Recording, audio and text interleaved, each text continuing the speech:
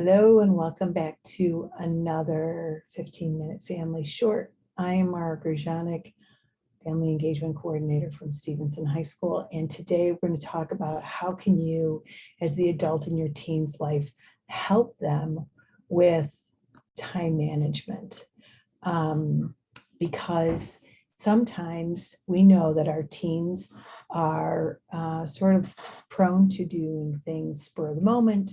They're very taken by what do they see, what are their friends doing, and how can we, and thinking they can get things done in any amount of time. So how can we, as the adults in our teens' life, help them see time? So what that would be is a good way to talk about time management is to set, first of all, to set a good example for your teen and to kind of manage your own time so that you make sure that you have enough time for your teen. So this is a really good activity for you to do with your teen.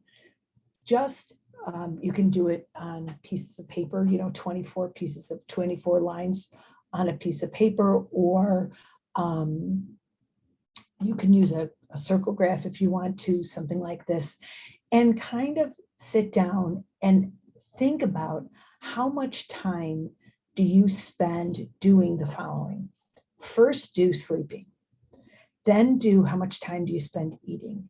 Then maybe how much time do you socialize. What I would suggest is like the big things like do work, then do socializing, homework, chores, family time, all those things, and chart it out in a 24-hour circle. Do it as a family, do it with your teens so that it's really overt and visual. And talk about how much time you spend on each thing.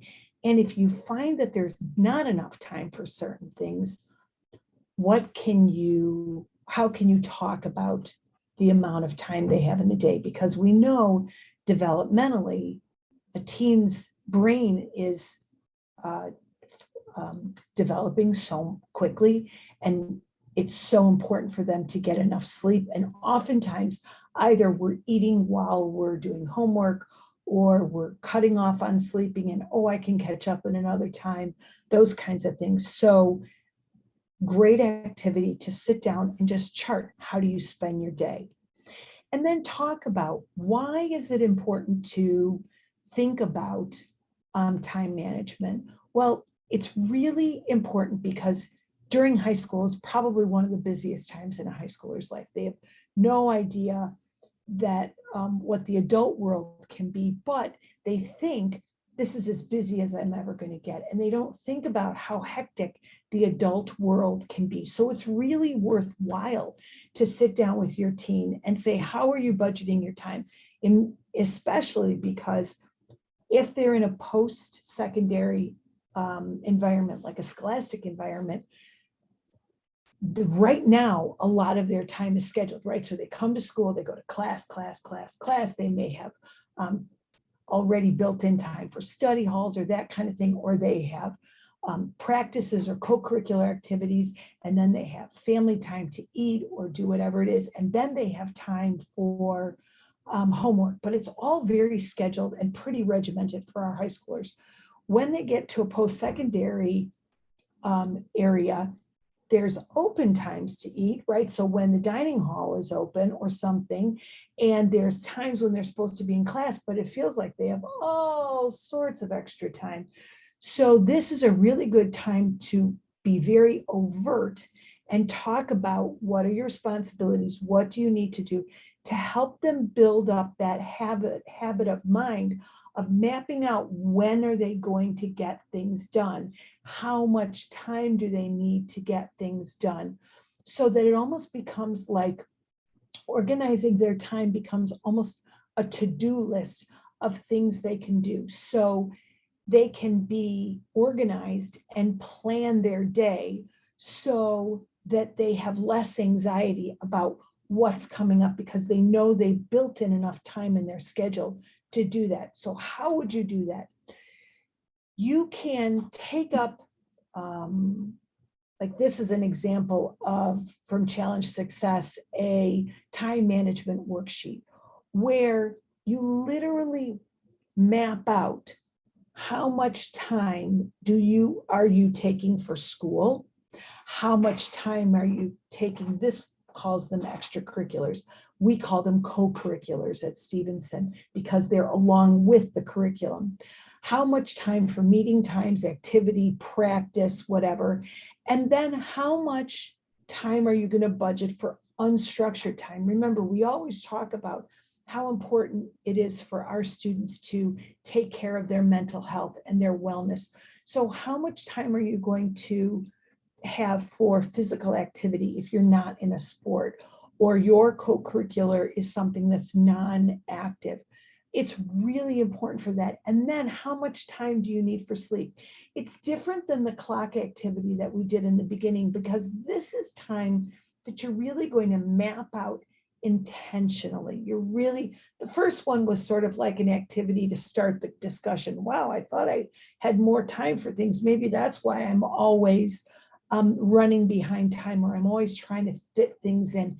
This is a time for an activity that your teens can do that is really overt and structured, so that they can think about, how am I using my time? How am I structuring my time? And really important, not to forget sleep. So the obvious ones are, how much time do you spend in school? How much do you spend in co-curriculars? The less obvious is downtime, family time, and sleep. But it's really important for you as the adult in the student's life to make sure that you put those in there, or what they want to do for fun. Now, there are things that when you do this with your student, that there are tools that we have at Stevenson that can help you. Remember, in the interactive report card are upcoming assignments. So when you go into the class, you click in the class and you see what's going on in the class. All the way at the bottom are upcoming assignments and missed assignments. So you can talk about it there. The other places on Canvas, along that right-hand column, also are upcoming assignments. So you can have a really direct and frank conversation with your student using the interactive report card and Canvas about what's coming up, what do you have to do, and then you can sit and help them solve any kind of conflicts they have, or any times when they thought that they were going to be able to do one thing but not do another. And when you see, if you do that on a regular basis, especially if you have a freshman, you could start talking about what kind of conflicts are coming up all the time, and then help your student problem solve. You don't want to do it for them, but help them problem solve. How are they going to get around some of those conflicts in time? Another thing that you want to talk to your student about is prioritization. So what needs to get done? What are long-term assignments? Not to hold all the long-term assignments off to one side. One of the tools that you can use is just this T-square that says, like, on one side is urgent and on one side is important. So if it's important and urgent, you got to get it done. If it's important but not urgent, maybe that can be left for like the end of a prioritization list. If you think it's urgent but it's not important, then maybe you can talk about, like, well, your priorities, what has to happen. If it's not urgent and not important, that can be on like a wish list. So sometimes people will say, get the top 3 things done right away, making sure that they're not all the long-term assignments, right? So if you found with your student, we are now 5 weeks into the semester, and remember, the grading, the assessment windows at Stevenson go each 6 weeks. So in 1 more week, in 2 weeks, this is the 5th week, and then we have 1 more week, they will be done with their first grading sort of window, this first grading period. It's a really good time for you to sit down with your teen and say, what did you get done on time? What things were not done on time? What got in the way? And how are you prioritizing your time, so that they can start? And remember, this is the time for you to reflect back to them. What are you doing well? Where do you need help? What kind of tools are there for you to be for you to use to get that skill, so that they can then start becoming more and more and more independent? Because your role in all of this is to meet with them all the time. You want to just be in a mentor role.